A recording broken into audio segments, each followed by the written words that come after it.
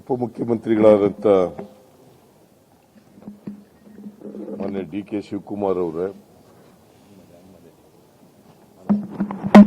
ಹಣಕಾಸಿನ ಸಲಹೆಗಾರರಾದಂಥ ರಾಯರೆಡ್ಡಿ ಅವರೇ,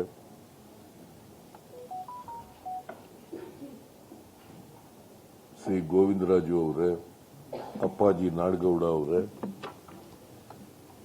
ಇತರ ಎಲ್ಲ ಅಧಿಕಾರಿ ಸ್ನೇಹಿತರೆ ಹಾಗೂ ಮಾಧ್ಯಮದ ಎಲ್ಲ ಮಿತ್ರರೇ, ಈಗಾಗಲೇ 7ನೇ ತಾರೀಕು ನಾಳಿದ್ದು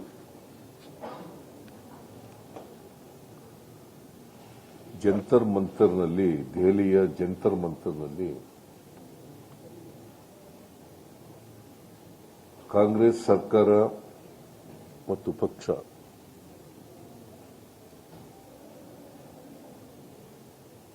ಒಂದು ಪ್ರತಿಭಟನೆಯನ್ನ ಕೇಂದ್ರ ಸರ್ಕಾರದ ಗಮನವನ್ನು ಸೆಳೆಯಲಿಕ್ಕೋಸ್ಕರ, ಈ ದೇಶದ ಜನರ ಗಮನವನ್ನು ಸೆಳೆಯಲಿಕ್ಕೋಸ್ಕರ ಪ್ರತಿಭಟನೆಯನ್ನ ಹಮ್ಮಿಕೊಂಡಿದ್ದೀವಿ. ಇಲ್ಲಿವರೆಗೆ ನಾವು ಯಾವತ್ತೂ ಕೂಡ ದಿಲ್ಲಿನಲ್ಲಿ ಪ್ರತಿಭಟನೆ ಮಾಡಿರಲಿಲ್ಲ. ಆದರೆ ಅನಿವಾರ್ಯ ಕಾರಣಗಳಿಂದ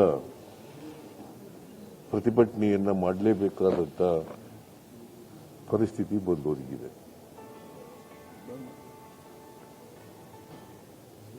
ಈ ಪ್ರತಿಭಟನೆ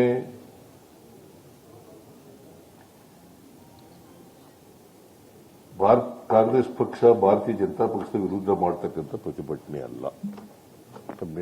clear. It is not against the BJP party by Congress party. ಇದು ರಾಜಕೀಯ ಪ್ರತಿಭಟನೆ ಅಲ್ಲ. ಈಗಾಗಲೇ ನಾನು ಪ್ರಸ್ತಾಪ ಮಾಡದಂತೆ ಇಡೀ ದೇಶದ ಜನರ ಗಮನವನ್ನು ಸೆಳೆಯಬೇಕು ನಮಗಾಗಿರ್ತಕ್ಕಂಥ ನ್ಯಾಯದ ಬಗ್ಗೆ, ಮಲತಾಯಿ ಧೋರಣೆ ಬಗ್ಗೆ ಕೇಂದ್ರ ಸರ್ಕಾರದಿಂದ, ಹಣಕಾಸು ಹಂಚಿಕೆಯಲ್ಲಿ ಆಗಿರತಕ್ಕಂಥ ತಾರತಮ್ಯದ ಬಗ್ಗೆ,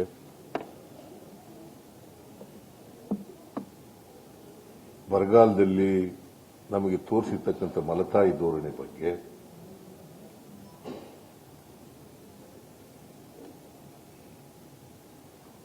ಈ ಕಾರಣಗಳಿಗೋಸ್ಕರವಾಗಿ ನಾವು ಈ ಪ್ರತಿಭಟನೆಯನ್ನ ಹಮ್ಮಿಕೊಂಡಿದ್ದೀವಿ. ಜಂತರ್ ಮಂತರ್ನಲ್ಲಿ 11 ಗಂಟೆಗೆ ಈ ಪ್ರತಿಭಟನೆ ಪ್ರಾರಂಭ ಆಗ್ತದೆ. ಇದರಲ್ಲಿ ಎಲ್ಲ ಮಂತ್ರಿಗಳು, ಎಲ್ಲ ಶಾಸಕರು, ಕೆಳಮನೆ ಮತ್ತು ಮೇಲ್ಮನೆ ಸದಸ್ಯರುಗಳು ಎಲ್ಲರೂ ಕೂಡ ಭಾಗವಹಿಸ್ತಾ ಇದ್ದಾರೆ.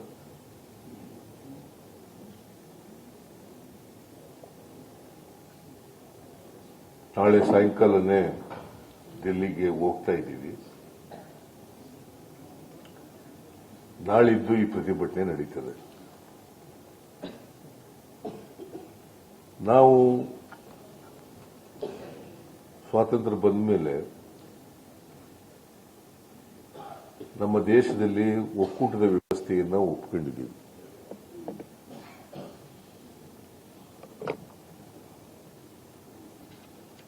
ಸಂವಿಧಾನದ ಮೂಲಕ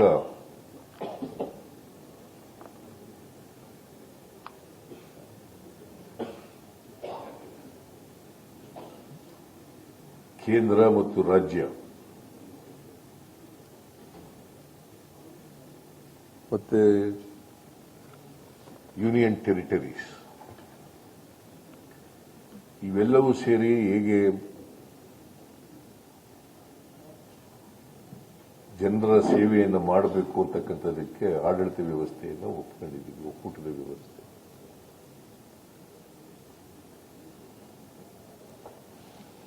ದೇಶ ಅಂತಂದ್ರೆ ರಾಜ್ಯಗಳು ಮತ್ತು ಕೇಂದ್ರಾಡಳಿತ ಪ್ರದೇಶಗಳಿಂದ ಕೂಡಿರ್ತಕ್ಕಂಥದ್ದು. ಕೇಂದ್ರಕ್ಕೆ ಬರ್ತಕ್ಕಂಥ ತೆರಿಗೆ ರಾಜ್ಯಗಳಿಂದ ಬರ್ತಕ್ಕಂಥ ತೆರಿಗೆ. ಕೇಂದ್ರಾಡಳಿತ ಪ್ರದೇಶಗಳಿಂದ ಬರ್ತಕ್ಕಂಥ ತೆರಿಗೆ. ಐ ರಿಪೀಟ್, ಕೇಂದ್ರ ಸರ್ಕಾರದ ತೆರಿಗೆ ಹಣ ಅಂತಂದ್ರೆ ರಾಜ್ಯಗಳಲ್ಲಿ ವಸೂಲಾಗ್ತಕ್ಕಂಥ ತೆರಿಗೆ ಹಣ, ಅದು ಕೇಂದ್ರ ಸರ್ಕಾರಕ್ಕೆ ಆಗ್ತದೆ ಮತ್ತು ರಾಜ್ಯ ಸರ್ಕಾರಕ್ಕೂ ಕೆಲವು ಬರ್ತದೆ. ಈ ತೆರಿಗೆ ಹಣ ಈಗ income tax, corporate tax, GST, petrol diesel ಮೇಲೆ ಬರ್ತಕ್ಕಂಥ ತೆರಿಗೆ, ಸೆಸ್ಸು, ಮತ್ತೆ ಎಂಥದ್ದು ಇನ್ನೊಂದು ಯಾವುದು, ಇಂಡೈರೆಕ್ಟ್ ಟ್ಯಾಕ್ಸಸ್ ಇದೆ, ಸೆಸ್, ಮತ್ತೆ ಇನ್ನೊಂದು ಯಾವುದಯ್ಯ, additional excise duty, surcharge, surcharge, cess ಮತ್ತೆ ಸರ್ಚಾರ್ಜ್, ಇವುಗಳಿಂದ ಕಲೆಕ್ಟ್ ಆಗ್ತಕ್ಕಂಥ ಹಣ ಇದೆಯಲ್ಲ, ಇದು ಹೇಗೆ ಕೇಂದ್ರ ಮತ್ತು ರಾಜ್ಯಗಳಿಗೆ ಹಂಚಿಕೆಯಾಗಬೇಕು ಅಂತೇಳಿ ಸಂವಿಧಾನದಲ್ಲಿ ಬಹಳ ಸ್ಪಷ್ಟವಾಗಿ ಫೈನಾನ್ಸ್ ಕಮಿಷನ್, ಸ್ವತಂತ್ರ ಸಂಸ್ಥೆ ಫೈನಾನ್ಸ್ ಕಮಿಷನ್, ಅದು ಹಂಚಿಕೆ ಮಾಡ್ತದೆ. ಕೇಂದ್ರಕ್ಕೆ ಎಷ್ಟಿರಬೇಕು, ರಾಜ್ಯಕ್ಕೆ ಎಷ್ಟು ಹೋಗಬೇಕು ಅಂತ ಹಂಚಿಕೆ ಮಾಡ್ತದೆ. Article, seventh schedule of the Indian Constitution. Seventh schedule of the Indian Constitution. ಇದನ್ನ ಹೇಳ್ತದೆ. ಇದು ಒಂದು ಸ್ವತಂತ್ರ ಸಂಸ್ಥೆ, ಹಣಕಾಸಿನ ಸಂಸ್ಥೆ, ಸ್ವತಂತ್ರ ಸಂಸ್ಥೆ. ಕೇಂದ್ರದಲ್ಲೂ ಇದೆ, ಈಗ ರಾಜ್ಯದಲ್ಲೂ ಕೂಡ ಮಾಡ್ಕೊಂಡಿದ್ದೀವಿ. Central finance commission, state finance commission ಅಂತ ಮಾಡ್ಕೊಂಡಿದ್ದೀವಿ. ಯಾಕಂದ್ರೆ ಸ್ಟೇಟ್ಗೆ ಬರ್ತಕ್ಕಂಥ ತೆರಿಗೆಗಳು ಸ್ಥಳೀಯ ಸಂಸ್ಥೆಗಳಿಗೆ ಮತ್ತೆ ರಾಜ್ಯಕ್ಕೆ ಹೇಗೆ ಹಂಚಿಕೆ ಆಗಬೇಕು ಅನ್ನೋದು ಸ್ಟೇಟ್ ಕಮಿಷನ್ ಮಾಡ್ತದೆ. ಸೆಂಟ್ರಲ್ ಕಮಿಷನ್ ಸೆಂಟರ್ಗೆ ಮತ್ತು ರಾಜ್ಯಗಳಿಗೆ ಹೇಗೆ ಮಾಡಬೇಕು ಅಂತಕ್ಕಂಥದ್ದನ್ನ ಮಾಡ್ತದೆ. ಇಲ್ಲಿವರೆಗೆ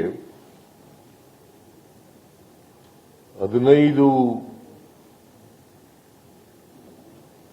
ಫೈನಾನ್ಸ್ ಕಮಿಷನ್ಗಳು ಆಗಿದ್ದಾವೆ. ಇಲ್ಲಿವರೆಗೆ 15ನೇ ಫೈನಾನ್ಸ್ ಕಮಿಷನ್ ರಿಪೋರ್ಟ್ ನಡೀತಾ ಇದೆ. ಆ ರಿಪೋರ್ಟ್ ಪ್ರಕಾರ ಜಾರಿ ಆಗ್ತಾ ಇದೆ.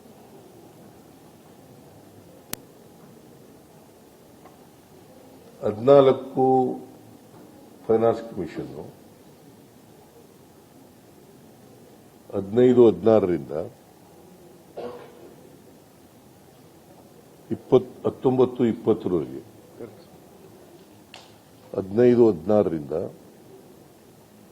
19-20ರವರೆಗೆ 5 ವರ್ಷಗಳು ಒಂದು ಫೈನಾನ್ಸ್ ಕಮಿಷನ್ ಕೊಡ್ತಕ್ಕಂಥ ರಿಪೋರ್ಟ್ 5 ವರ್ಷ ಜಾರಿಯಾಗುತ್ತೆ. ಎವ್ರಿ 5 ಇಯರ್ಸ್ ಒಂದ್ಸಾರಿ ಫೈನಾನ್ಸ್ ಕಮಿಷನ್ ರಚನೆ ಆಗುತ್ತೆ. ಈಗ ಕೂಡ ರಚನೆ ಆಗಿದೆ 16ನೇ ಫೈನಾನ್ಸ್ ಕಮಿಷನ್. ಚೇರ್ಮನ್ ಆಗಿದ್ದಾರೆ, ಆದರೆ ಮೆಂಬರ್ಗಳಾಗಿಲ್ಲ. ಇನ್ನ ಮೆಂಬರ್ ಮೆಂಬರ್ಗಳಾದ್ರು. ನನಗೆ ನಿನ್ನೆವರೆಗೆ ಮಾಹಿತಿ ಇರಲಿಲ್ಲ. 3 ಡೇಸ್ ಆಯ್ತಾ? ಓಕೆ. ನಮ್ಮ ರಾಯರೆಡ್ಡಿ ಅವರು ಅದಕ್ಕೆ ಅಡ್ವೈಸ್ ಮಾಡ್ತಾ ಇರೋದು. ಅಡ್ವೈಸರ್ ಆಗಿ ಅವ್ರನ್ನ ನೇಮಕ ಮಾಡ್ಕೊಳ್ಳೋದು ಅದಕ್ಕೋಸ್ಕರ.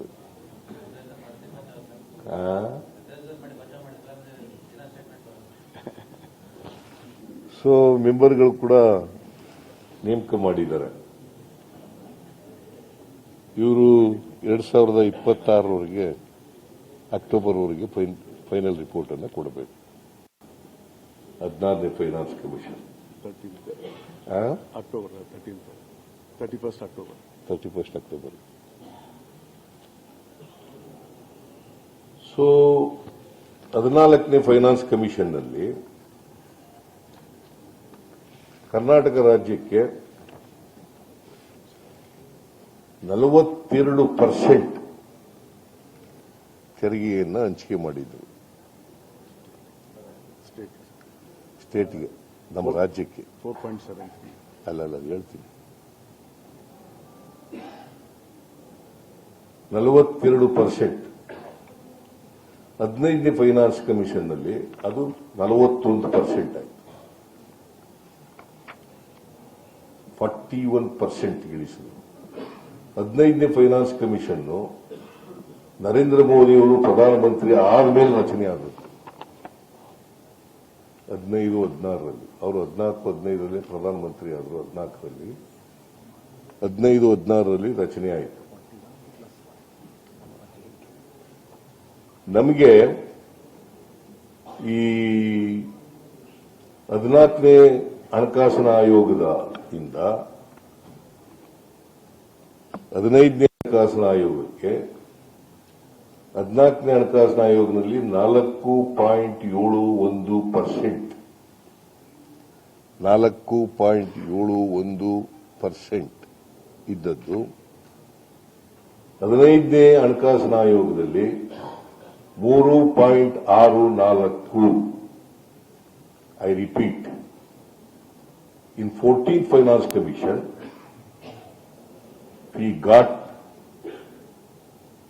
4.71%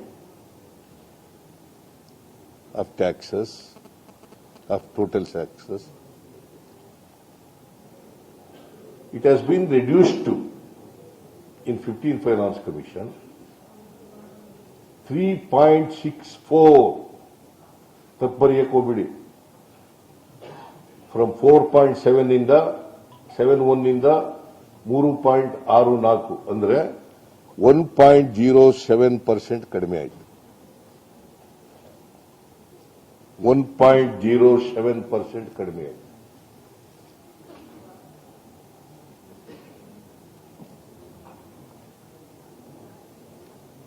ಅದರಿಂದ ಈ 4 ವರ್ಷಗಳಲ್ಲಿ ಈ 15ನೇ ಹಣಕಾಸಿನ ಆಯೋಗ ಬಂದ ಮೇಲೆ 20, 21, 21, 22, 22, 23, 23, 24 ಈ 4 ವರ್ಷದಲ್ಲಿ ಸುಮಾರು 45,000 ಕೋಟಿ ರೂಪಾಯಿ ಕಡಿಮೆ ಆಯಿತು.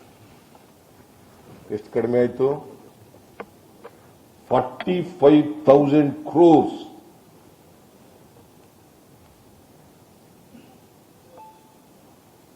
ಬರೀ ಟ್ಯಾಕ್ಸ್ ಡೆವಲ್ಯೂಷನ್ ಒಂದರಲ್ಲೇ ಎಷ್ಟು? 45,000 crores. ಈ ವರ್ಷದ್ದು ಅಂದಾಜು ಕೊಟ್ಟಿದ್ದಾರೆ. ಈ ವರ್ಷದ್ದು ಕೂಡ 24-25 ಅಂದಾಜು ಪ್ರಕಾರ ಸುಮಾರು 62,000 ಕೋಟಿ ಕಡಿಮೆ ಆಗುತ್ತೆ. ಟೋಟಲ್ ಕರೆಕ್ಟ್ ಆಗಿ ಹೇಳ್ತಾ ಇದ್ದೀನಲ್ರಿ?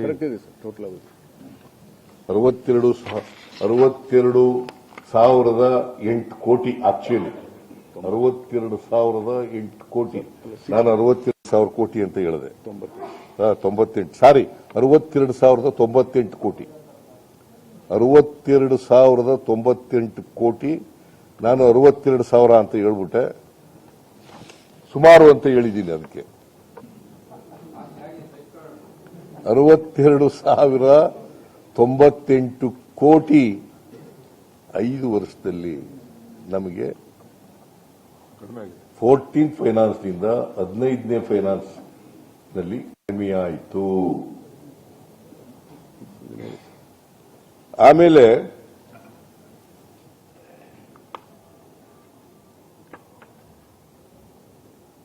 ಈ ಒಕ್ಕೂಟದ ವ್ಯವಸ್ಥೆಯಲ್ಲಿ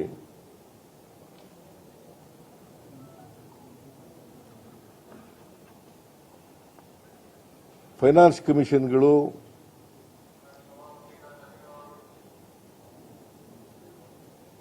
ಹಂಚಿಕೆ ಮಾಡುವಾಗ ಅವರಿಗೆ ಮನವರಿಕೆ ಆಯಿತು.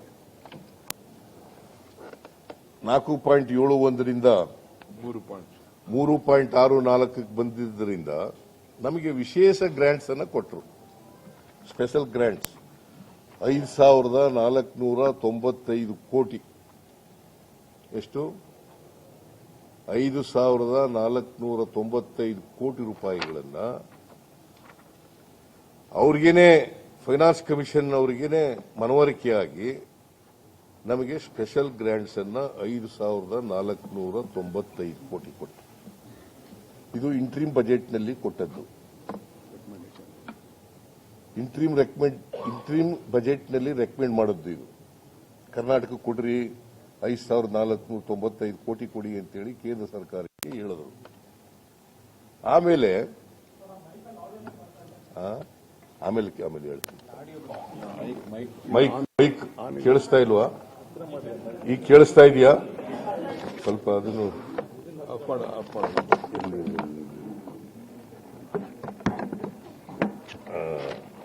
ಕೇಳಿಸ್ತಾ ಇದೆಯಾ?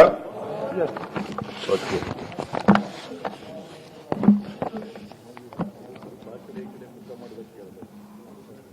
ನಾನು ಸ್ವಲ್ಪ ಈ ಕಡೆ ಆ ಕಡೆ ನೋಡ್ತೀನಲ್ಲ, ಅದರಿಂದ ಕೇಳಿಸ್ತಾ ಇಲ್ಲ. ಏನ್ ಹೇಳ್ತಾ ಇದ್ದೆ? ಸ್ಪೆಷಲ್ 5,495 ಕೋಟಿ ವಿಶೇಷ ಅನುದಾನವನ್ನ ಇಂಟ್ರೀಮ್ ರಿಪೋರ್ಟ್ನಲ್ಲಿ ಮಧ್ಯಂತರ ವರದಿನಲ್ಲಿ ಶಿಫಾರಸು ಮಾಡಿದ್ರು. ನಾನು ಕೂಡ ಇದನ್ನ ಅಸೆಂಬ್ಲಿನಲ್ಲಿ ಪ್ರಸ್ತಾಪ ಮಾಡಿದೆ. ತಗೊಳ್ರಿ, ಇದನ್ನ ಹೋಗಿ ಕೇಳ್ರಿ ಕೇಂದ್ರ ಸರ್ಕಾರನ ಅಂತೇಳಿ. ಯಡಿಯೂರಪ್ಪನವರು ಇದ್ದಾಗಲೂ ಕೇಳಿದೆ, ಬಸವರಾಜ ಬೊಮ್ಮಾಯಿ ಇದ್ದವರು ಕೇಳಿದೆ.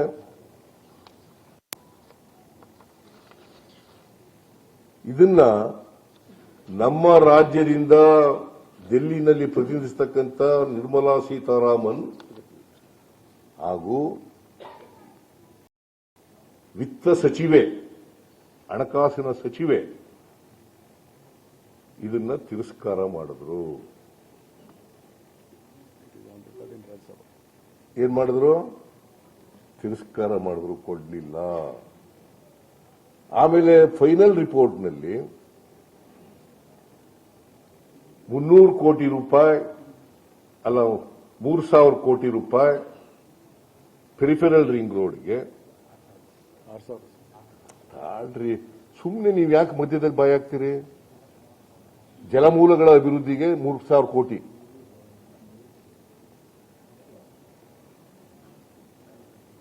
ಕೆರೆಗಳು ಮತ್ತೆ ಬೇರೆ ವಾಟರ್ ಬಾಡೀಸ್ಗಳನ್ನ ಅಭಿವೃದ್ಧಿಪಡಿಸಲಿಕ್ಕೆ 3,000 ಕೋಟಿ, ಪೆರಿಫೆರಲ್ ರಿಂಗ್ ರೋಡ್ಗೆ 3,000 ಕೋಟಿ,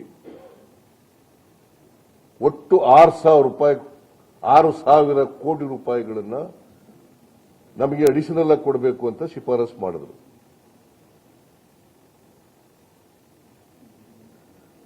ಎರಡೂ ಸೇರಿಸಿದ್ರೆ 5,495 ಪ್ಲಸ್ 6,000 ಕೋಟಿ 11,495 ಕೋಟಿ.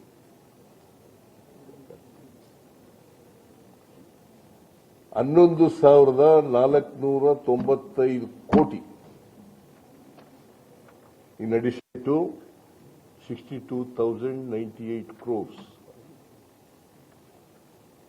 Please, 62,000 ಡೆವಲ್ಯೂಷನಲ್ ಕಡಿಮೆ ಆದದ್ದು, ಇದು ಸ್ಪೆಷಲ್ ಗ್ರಾಂಟ್ಸ್ ಅಂತ ನಮಗೆ ಕೊಟ್ಟಿದ್ದದು. ಇಷ್ಟು ರಾಜ್ಯಕ್ಕೆ ನಷ್ಟ ಆಯಿತು.